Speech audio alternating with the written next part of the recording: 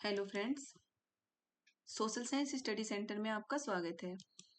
CTET 2024 के लिए आज की वीडियो में हम देखेंगे सेवेंथ क्लास की एनसीईआरटी हिस्ट्री चैप्टर 3 दिल्ली 12वीं से 15वीं शताब्दी। अभी हम सेवेंथ क्लास की हिस्ट्री कर रहे हैं। दो चैप्टर के वीडियो अपलोड कर चुकी हूँ। ये तीसरा चैप्टर है। सिक्स क्लास की हिस्ट्री हम कर चुके हैं पहले ही। अब हम सेवेंथ क्लास की हिस्ट्री कर रहे हैं।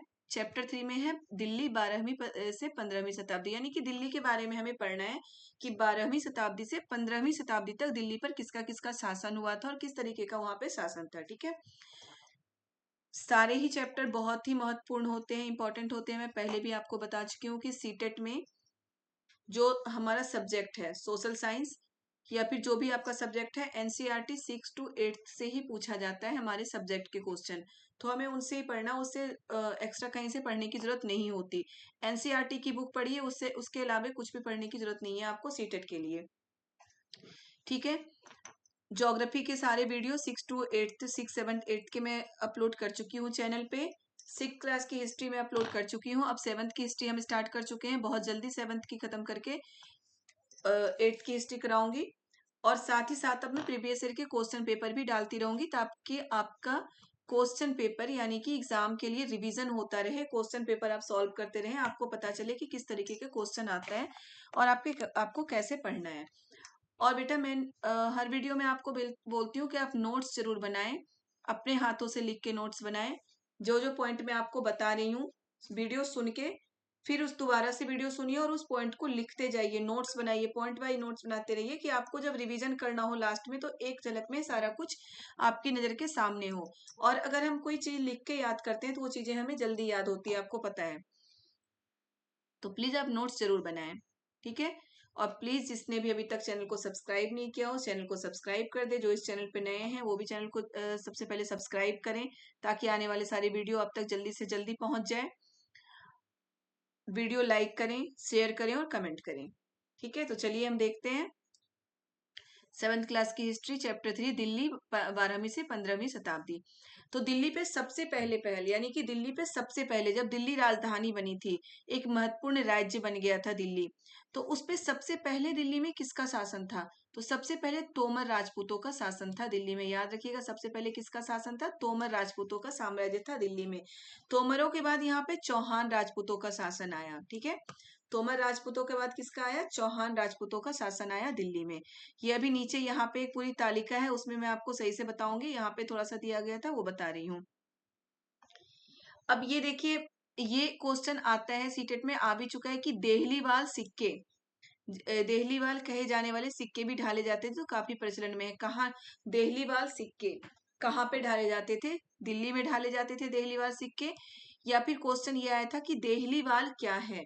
तो देहलीवाल एक सिक्का है जो कि दिल्ली में बनाया जाता था, दिल्ली में ढाला जाता था, एक तरह का सिक्का है देहलीवाल। ठीक है, चलिए आगे हम यहाँ देखते हैं। दिल्ली के शासक सबसे पहले 1130 से, आपको डेट याद करने की जरूरत नहीं है क्योंकि ये कभी नहीं, सीटेट में डेट बहुत ही कम पूछता है, शायद ही कभी पूछा हो कि डेट क्या है।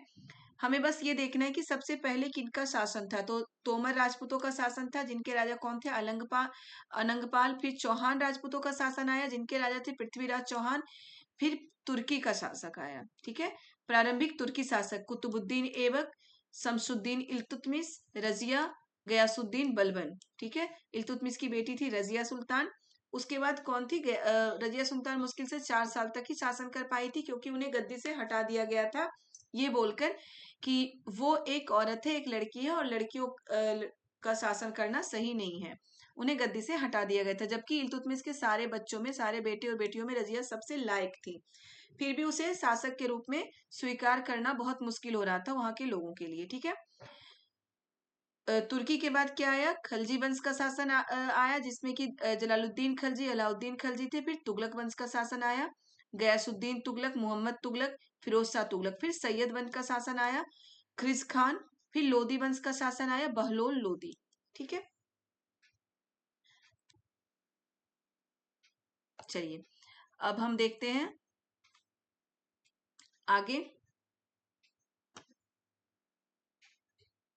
हम आगे देखते हैं क्या है, सुल्तानों के अधीन दिल्ली, यानी कि जब सुल्तानों के अधीन दिल्ली थी तो किस किस तरीके से वहां पे शासन हुआ था। ठीक है, इसमें इतिहास, तारीख या तवारीख, तारीख का बहुवचन क्या होता है, तवारीख है, जो सुल्तानों के शासन काल में प्रशासन की भाषा फारसी में लिखे गए थे। इतिहास लिखे जाते थे, सुल्तानों के शासनकाल में इतिहास लिखा जाता था, जिसे क्या बोलते थे, तवारीख बोला जाता था। याद रखिएगा, सुल्तानों के शासनकाल में इतिहास लिखा जाता था जिसे तवारीख बोला जाता था। तवारीख मतलब बहुवचन। अब इतिहास का मतलब एक वचन तो नहीं हो सकता ना, कि इतिहास किसी एक चीज की नहीं हो सकती, बहुत सारी चीजें होती हैं उसमें, बहुत सारी तारीखें होती है, किसी एक डेट का इतिहास तो नहीं होता, तो इसलिए उसको बहुवचन में ही बोल सकते हैं हम। तो तवारीख बोला जाता था, जो सुल्तानों के शासनकाल में प्रशासन की भाषा फारसी में लिखी जाती थी। तो यहाँ से क्वेश्चन आया था बेटा कि सुल्तानों के शासनकाल में प्रशासन की भाषा क्या थी। ठीक है, तो क्या थी, फारसी थी।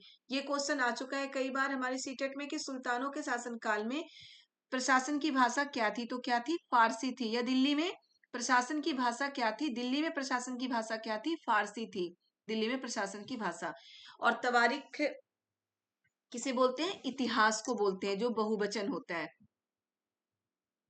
अब देखिए, तवारीख के लेखक सचिव, प्रशासक, कवि और दरबारियों से सुशिक्षित व्यक्ति होते थे, जो घटनाओं का वर्णन भी करते थे और शासकों को प्रशासन संबंधी सलाह भी देते थे। वो न्यायसंगत शासन के महत्व पर बल देते थे। तवारीख के लेखक ये थे। हम पीछे प्रशस्तियां पढ़ चुके हैं लास्ट चैप्टर में, और उसके पहले वाले चैप्टर में हम प्रशस्ति के बारे में पढ़ चुके हैं। प्रशस्ति के बारे में मैं आपको बता चुकी हूँ कि प्रशस्ति क्या होती थी, प्रशंसा में लिखी जाती थी। तो अगर किसी की प्रशंसा में कोई चीज लिखी गई हो तो वो उसकी तारीफें ही लिखी जाएगी, उसकी अच्छी चीजें ही लिखी जाती थी। लेकिन तवारीख में क्या होता था, तवारीख के लेखक कवि और दरबारियों जैसे सुशिक्षित व्यक्ति होते थे, जो घटनाओं का वर्णन भी करते थे और शासकों को प्रशासन संबंधी सलाह भी देते थे। ठीक है, वो न्याय संगत शासन के महत्व पर बल देते थे। तवारीख के लेखक जो होते थे वो दरबार में ही रहते थे। जैसे प्रशस्ति लिखने वाले भी दरबारी कभी दरबार में रहते थे, वैसे तवारीख के लेखक जो होते थे वो भी दरबार में ही रहते थे। आगे देखिए क्या क्या है, तवारीख के लेखक नगरों में रहते थे, गांव में शायद ही कभी रहते होंगे। तो ये आपसे कई बार आ सकता है क्वेश्चन कि तवारीख के लेखक थे, क्या वो गांव के बारे में, गांव की जनता के बारे में लिखते थे। तो यहाँ से देखिए हमें पता चल रहा है गांव में शायद ही कभी रहते होंगे, तो गांव की जनता के बारे में तवारीख में हमें सही से, मतलब जो इतिहास होता है उसमें हमें सही से पता नहीं चलता है, क्योंकि वो गांव में जब जाते ही नहीं थे, रहते ही नहीं थे, तो गांव के बारे में वो सही तरीके से कैसे लिख सकते हैं। वे अक्सर अपने इतिहास सुल्तानों के लिए उनसे ढेर सारे इनाम इकराम पाने की आशा में लिखते हैं। देखिए यही चीज आ गया जो मैं प्रशस्ति में आपको बता चुकी हूँ कि अगर हम किसी के लिए कुछ बोल रहे हैं और उससे इस लालच में बोल रहे हैं कि वो हमें बहुत सारा इनाम दे, बहुत सारे पैसे दे, तो हम क्या उसकी बुराई कभी बताएंगे, नहीं बताएंगे, हम उसकी अच्छाई बताएंगे। तो यही तवारीख के लेखक के साथ भी है कि तवारीख के लेखक जो तवारीख लिखते थे, किस लिए लिखते थे, इतिहास सुल्तानों के लिए लिखते थे और उनसे ढेर सारे इनाम पाने के लिए लिखते थे। ये लेखक अक्सर शासकों को जन्मसिद्ध अधिकार, लिंग भेद पर आधारित शासन आधारित आदर्श समाज व्यवस्था बनाए रखने की सलाह देते थे। ये शासकों को क्या सलाह देते थे कि जन्मसिद्ध अधिकार और लिंग भेद पर आधारित आदर्श समाज व्यवस्था बनाए रखने की सलाह देते थे। जन्मसिद्ध अधिकार, जन्मसिद्ध अधिकार क्या होता है कि जन्म के साथ अगर कोई विशेष अधिकार मिल जाता है हमें, उसे हम जन्मसिद्ध अधिकार कहते हैं। तो इस पर, और लिंग भेद यानी कि स्त्री पुरुष में कोई भेद ना हो, कोई सामाजिक भेद ना हो, आधारित आदर्श समाज व्यवस्था बनाए रखने की सलाह देते थे। हम इसी को आदर्श समाज व्यवस्था बोलेंगे ना, जिसमें जन्मसिद्ध अधिकार ना हो, कोई किसी व्यक्ति को ज्यादा अधिकार हो, किसी को कम अधिकार ना हो, और जहाँ पे कोई भेदभाव ना हो लिंग के आधार पर, यानी स्त्री और पुरुष में कोई भेदभाव ना हो। तो इस आदर्श समाज व्यवस्था बनाए रखने की सलाह कौन देते थे, तवारीख के लेखक हमेशा शासकों को देते थे। तो अब तवारीख से इस तरह के क्वेश्चन देखिए आ सकता है। मैं एक छोटा सा क्वेश्चन अपनी तरफ से बता रही हूँ आपको।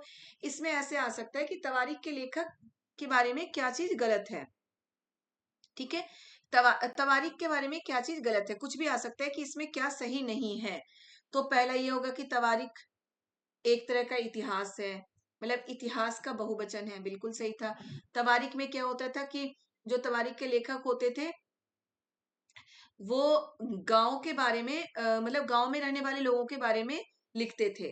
ठीक है, बीसी में आ सकता है कि तवारीख के लेखक जो भी इतिहास लिखते थे वो राजा से ढेर सारे सुल्तानों से ढेर सारे इनाम इकराम पाने के लिए लिखते थे। तीसरा आ सकता है कि तवारीख के लेखक जन्मसिद्ध अधिकार और लिंग भेद पर आधारित आदर्श समाज व्यवस्था बनाए रखने पर सलाह देते थे। ठीक है, तो इसमें गलत आपका क्या होगा, इसमें था कि क्या सही नहीं है, तो गलत कौन सा होगा, दूसरा जो मैंने बताया था कि गांव के लोगों के बारे में लिखते थे। तो नहीं, तवारीख के लेखक गांव के लोगों के बारे में नहीं लिखते थे। वो किसके बारे में लिखते थे, वो नगरों में रहते थे, विशेषकर दिल्ली में। यहाँ पे देखिए सबसे पहले लाइन में लिखा है तवारीख के लेखक नगरों में रहते थे, गांव में शायद ही कभी रहते हो।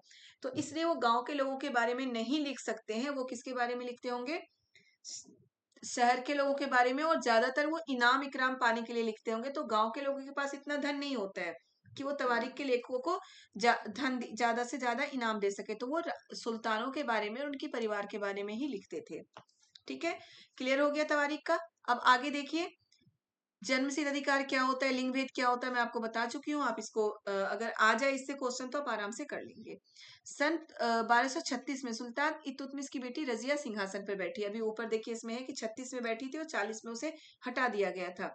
उस युग के इतिहासकार सिराज ने स्वीकार किया कि वह अपने सभी भाइयों से अधिक योग्य और सक्षम थी, लेकिन फिर भी वह एक रानी और शासक के रूप में मान्यता नहीं दे पा रहा था।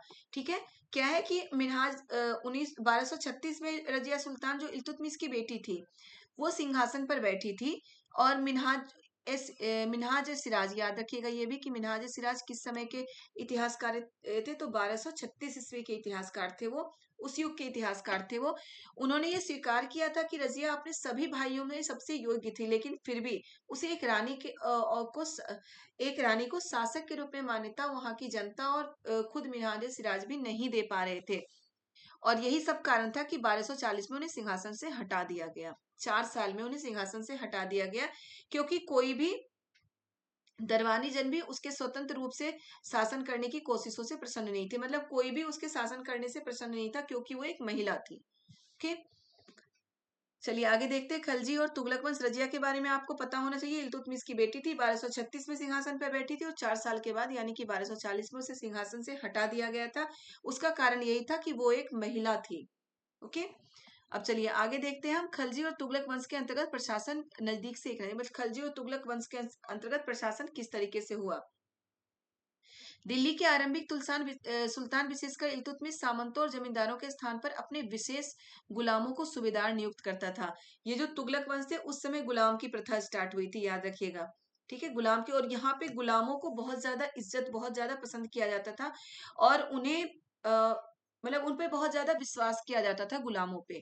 ये देखिए, दिल्ली के आरंभिक सुल्तान विशेषकर इल्तुतमिश सामंतों और जमींदारों के स्थान पर अपने विशेष गुलामों को सूबेदार नियुक्त करना अधिक पसंद करता था।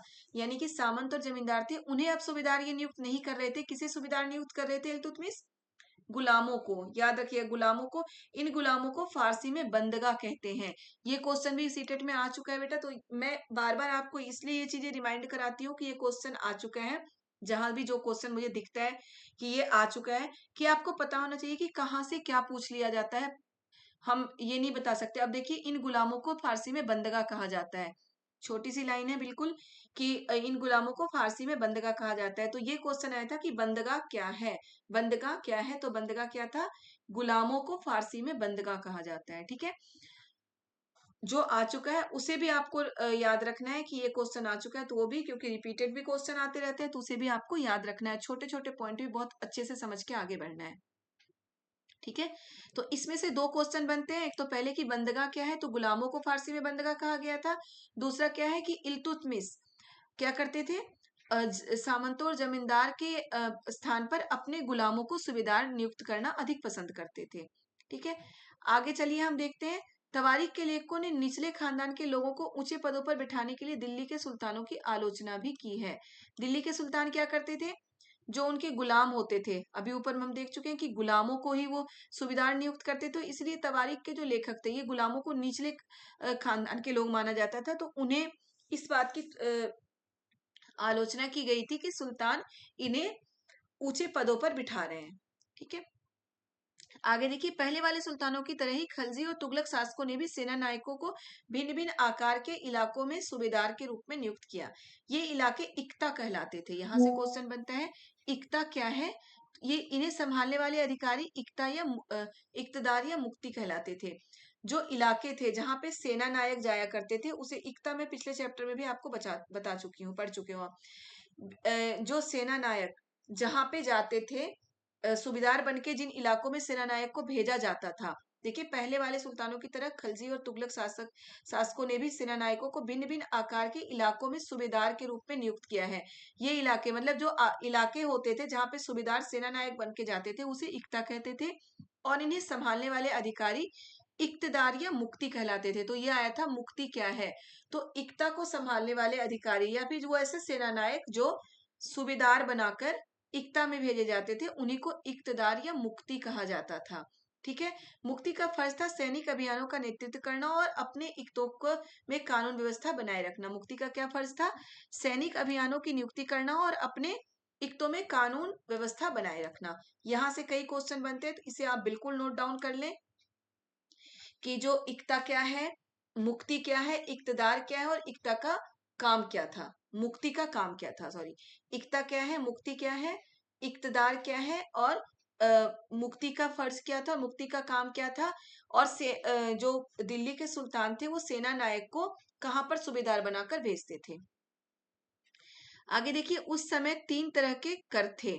जो अब दिल्ली में सुल्तान का जब शासन था उस समय कर व्यवस्था क्या थी, टैक्स की जो व्यवस्था वो क्या थी, 3 तरीके के कर थे। कृषि पर जिसे खराज कहा जाता था, यहाँ से क्वेश्चन आता है बेटा कि कृषि पर जो कर लगाया गया था सुल्तानों के शासनकाल में या दिल्ली में जो कृषि पर कर लगाया गया था उसे क्या कहा गया था, खराज कहा गया था। और जो किसान की उपज का लगभग 50% होता था, याद रखिएगा 50% यानी कि आधे उपज का बिल्कुल आधा होता था, उसे क्या बोलते थे, खराज। मवेशियों पर तथा घरों पर भी कर होता था। ठीक है। दिल्ली में सुल्तानों के शासन काल में कर 3 तरीके के थे, कृषि पर, घर में और घर पे और मवेशियों पे। और 3 चीजों पे कर होता था, कृषि, घर और मवेशियों पे। कृषि पर जो कर लगाया जाता था उसे खराज कहा जाता था। और जो किसान की उपज का लगभग 50% होता था। तो यहाँ से 3 तरीके के क्वेश्चन बनते हैं। पहला तो ये दिल्ली के बाद जो सुल्तानों का शासन काल था तो कितने तरीके के कर थे, तो 3 तरीके के कर थे, कृषि, मवेशी और घरों पे। खराज क्या था, दूसरा क्वेश्चन, खराज क्या था, तो खराज क्या था, कृषि पर लगाए जाने वाले कर को खराज कहा जाता था।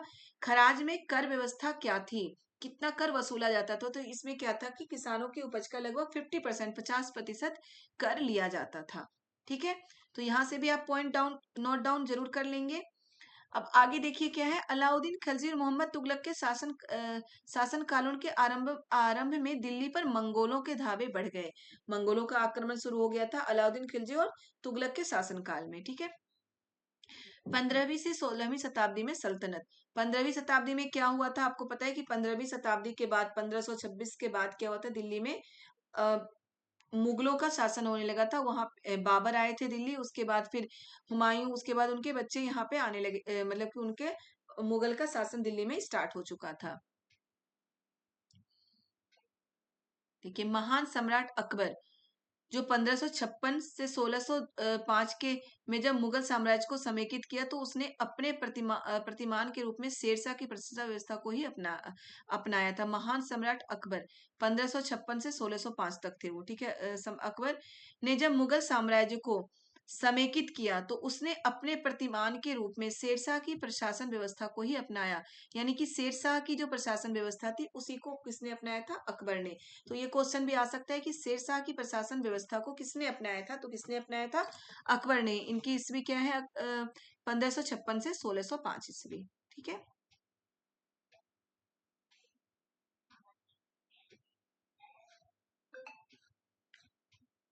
चलिए, हो गया चैप्टर आपका।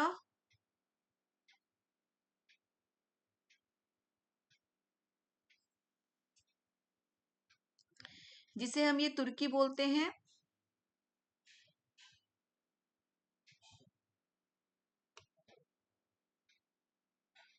ठीक है, तुर्की बोलते हैं। इसे हम गुलाम वंश भी कह सकते हैं क्योंकि इसी समय गुलामों का वो शुरू हुआ था। इसे गुलाम वंश भी कह सकते हैं। इसे याद करने का बेटा कि मतलब कि ये दिल्ली पर किसका किसका शासन था, तो इसे याद करने का एक मतलब कि मैं बता रही हूँ आपको तरीका, आप नोट डाउन कर लें।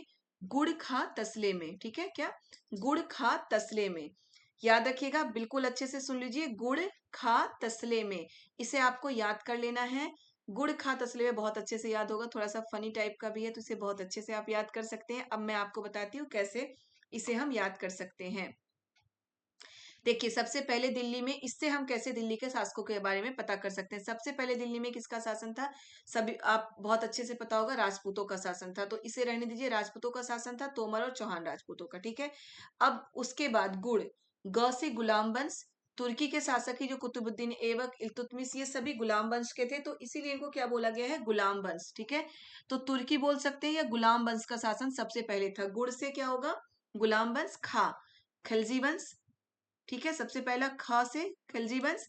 तसले में, तसले, त से क्या होता है? तुगलक वंश।